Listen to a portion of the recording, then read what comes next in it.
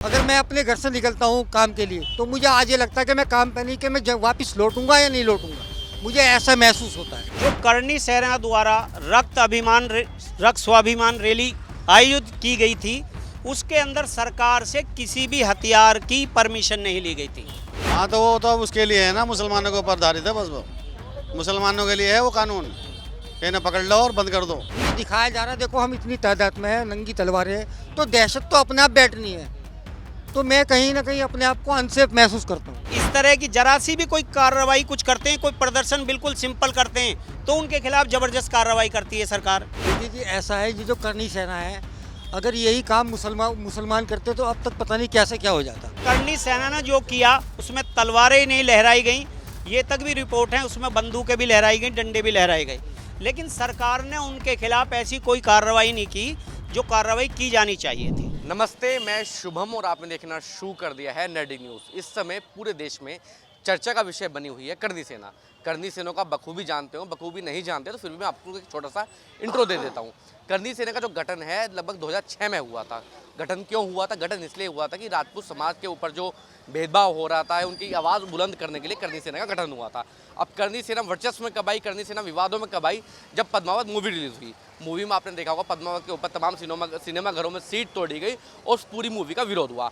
अब इस समय करनी सेना चर्चा में बनी हुई है। चर्चा में क्यों बनी हुई है वो भी अब खूबी जानते हैं। रामलीला सुमन ने जो अभी हाल ही में बयान दिया था, उसके विरोध प्रदर्शन को लेकर आगरा में जो एक रैली का जो आयोजन किया था, उसमें तमाम करनी सेना के जो समर्थक थे या संगठन के जो लोग थे वो नंगी तलवारें और नंगी बंदूकें लेकर वहाँ जा रहे थे। अब आप मेरे पीछे देखते हैं तमाम लोग उनसे बातचीत करते हैं कि करनी सेना इनकी नज़र में क्या है, करनी सेना क्या काम करते हो, करनी सेना को जिस तरीके से छूट मिली हुई है उस पर इनकी क्या राय है। क्या नाम है आपका? यूसुफ सैफी। यूसुफ भाई, मुझे आप एक बात बताइए, करनी सेना आपकी नज़र में क्या है और करनी सेना काम क्या करती है? तो जो करनी सेना का कहना यह है कि करनी माता रानी कर्णावती की उस पर बनाई गई है, उनके नाम पर, करनी माता के नाम पर करनी सेना बनाई गई है। करनी सेना जब वजूद में आई, जब जाटों को आरक्षण दिया जा रहा था, तो उसके खिलाफ राजपूतों ने आंदोलन किया था, और जो आंदोलन था बड़ा ज़बरदस्त और मतलब हिंसक आंदोलन था। तो अब दोबारा फिर ये इसी तरह की कार्रवाई हो रही है, और कई फिल्में आई हमारी बॉलीवुड की, उन फिल्मों पे भी इन्होंने आवाज़ उठाई, कार्रवाई की मांग की। इन्होंने कहा कि भाई राजपूतों का जो इतिहास है उसमें गलत तरीके से दिखाया जा रहा, तो इसलिए हम जो इसका विरोध करते हैं। तो सिनेमा हॉलों पे भी तोड़फोड़ की गई। तो ये करनी सेना अब इस तरीके से काम कर रही है, तो हम तो ये समझते हैं कि देश में कानून जो है सबके लिए बराबर है, तो कानून को अब कानून के हिसाब से काम करना चाहिए। तो क्या कानून इस समय अपने हिसाब से काम कर रहा है? आगरा में जो रैली हुई, आपने सोशल मीडिया पर तमाम वीडियो देखी होंगी जिसमें लोग नंगी नंगी तलवारें लेकर जा रहे हैं, बंदूकें लेकर जा रहे हैं, तो क्या जो सरकार है, जो प्रशासन है, वो उस तरीके से काम कर रहा है? नहीं, सरकार ऐसा कोई काम नहीं कर रही। आगरा के अंदर 12 अप्रैल को जो करनी सेना द्वारा रक्त स्वाभिमान रैली आयोजित की गई थी, उसके अंदर सरकार से किसी भी हथियार की परमिशन नहीं ली गई थी। तो हथियार लहराना हमारे भारतीय कानून के 1959 समझे, जो शस्त्र कानून है उसके खिलाफ है। और जितना करनी सेना ने जो किया उसमें तलवारें नहीं लहराई गई, ये तक भी रिपोर्ट है, उसमें बंदूकें भी लहराई गई, डंडे भी लहराए गए, लेकिन सरकार ने उनके खिलाफ ऐसी कोई कार्रवाई नहीं की जो कार्रवाई की जानी चाहिए थी। तो क्या सरकार के सहयोग से करनी सेना चल रही है आपके अनुसार? देखो, इसमें कोई शक नहीं है कि करनी सेना में जो सत्ता में बैठे हैं वो भी राजपूत हैं, तो अपने भाई को तो हर आदमी बचाता। क्या सरकार चाहती है कि विवाद हो, लोग भड़कें?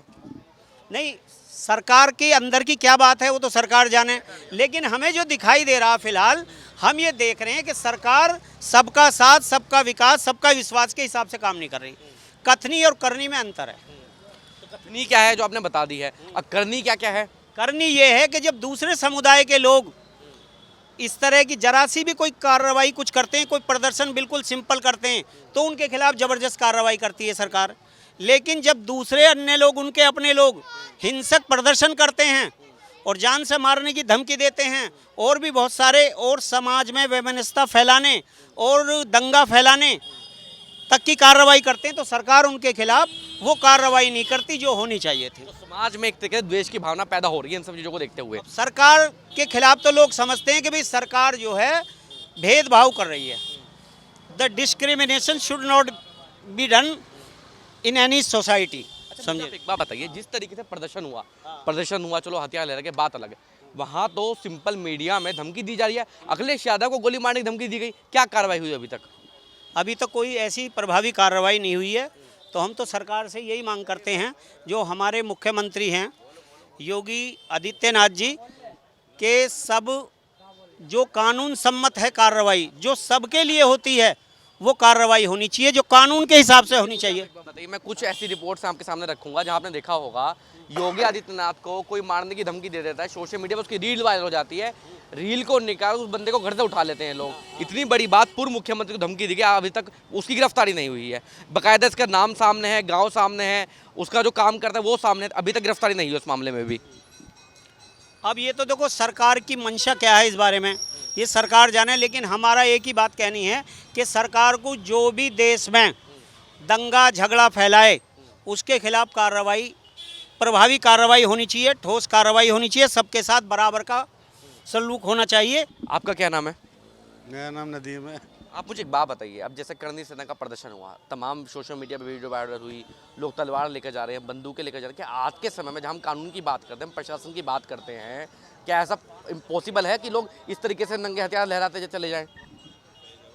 भैया कर रहे हैं, वो क्या कर रहे हैं उनका, अब सरकारी कोई एक्शन न ले रही तो आम जनता क्या कर सके। सरकार तो बड़ा एक्शन ले रही है। अगर संभल के विवाद की बात करें, तमाम देश में विवाद हुए हैं, सरकार तो इतनी एक्टिव है कि फोटो देखकर पूरा पता निकाल लेती है।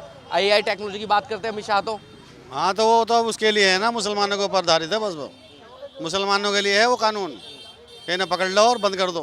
भाजपा जो बात करती है सबका साथ सबका विकास का, तो वो कहीं नहीं है। बिना विकास तो हिंदुओं का भी ना हो रहा, विकास तो मुसलमानों को छोड़ो, हिंदुओं का भी ना हो रहा। अच्छा, जो हिंदू जो नारा लगाते क्या ना आपके, सही बात है, आप महंगाई की बात करते हैं, महंगाई किसके लिए नहीं है? ऐसे होता है नहीं कि जो हिंदूवादी लोग हैं जो वोट दे रहे हैं सरकार, सिलेंडर हमें 803 रुपये का मिल रहा, तो उन्हें भी 803 का ही मिल रहा।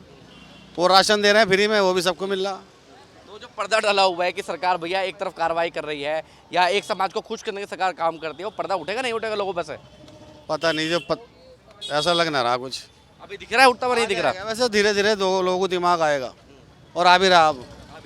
अच्छा, मुझे आप एक बात बताइए, करनी सेना का जो प्रदर्शन हुआ आपने देखा होगा, जो राज्यसभा सांसद है रामजीलाल सुमन, बकायदा उनको ऑन कैमरा धमकी दी जा रही है, अखिलेश यादव को धमकी दी जा रही है, गोली मारने की धमकी दी जा रही है, तो ऐसे लोगों पर कार्रवाई तो होनी चाहिए। बिल्कुल होनी चाहिए। अब कर तो ना रही सरकार। अब यही काम अगर कोई और कर देता तो अब तक क्या हो जाता? बिल्डोजर चल जाता अब तक। शायद उसके आसपास जो मकान हो 2-3 वो भी चले जाते, वो भी लपेटे में आ जाए क्या वैध हैं या वैध। आप मुझे एक बात बताइए, जिस तरीके से आगरा में प्रदर्शन हुआ, करनी सेना का प्रदर्शन हुआ, आपने तमाम वीडियो देखी होंगी, अभी तक कोई कार्रवाई होती नजर नहीं दिखाई दे रही है। देखिए जी, ऐसा है, ये जो करनी सेना है, अगर यही काम मुसलमान करते तो अब तक पता नहीं क्या से क्या हो जाता।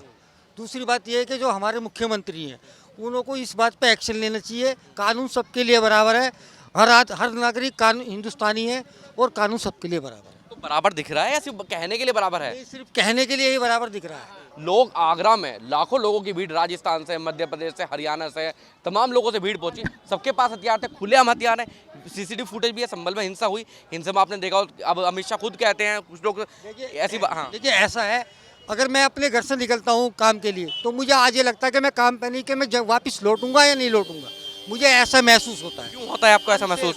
अनसेफ महसूस हो रहा है, क्योंकि मुझे डराने की बजाय मुझे दिखाया जा रहा है, देखो हम इतनी तादाद में हैं, नंगी तलवारें हैं, तो दहशत तो अपने आप बैठनी है, तो मैं कहीं ना कहीं अपने आप को अनसेफ महसूस करता हूँ। तो ये दहशत जो है सिर्फ मुसलमानों के लिए है, लेकिन वो मुद्दा तो आपके राज्यसभा सांसदों के लिए है ना। वो तो कानून सबके लिए बराबर, ये तो मुख्यमंत्री साहब को सोचना चाहिए कि कौन दंगा कर रहा है, कौन हुड़दंग मचा रहा है और कौन जो है ये जहर बोल रहा है। सिंपल सी बात है कि कार्रवाई भी एक तरफा होती है, एक तरफा ही कार्रवाई हो रही है। आप देख रहे हैं नेट्रिक न्यूज, साहस सच कहने का।